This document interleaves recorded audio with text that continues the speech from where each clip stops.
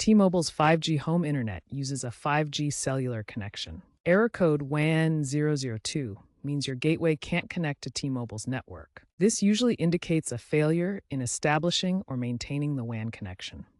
Often linked to network authentication, IP address assignment, or protocol mismatches involving WAN, DHCP, and PPPoE. It's like a connection lost error. This often happens due to network outages, SIM card issues, or firmware glitches. If you see WAN002, it means your gateway's modem can't connect to the cellular tower, resulting in no internet access. To troubleshoot the WAN002 error on T-Mobile 5G home internet, follow these quick fixes. First, power cycle the gateway by unplugging it for 30 seconds.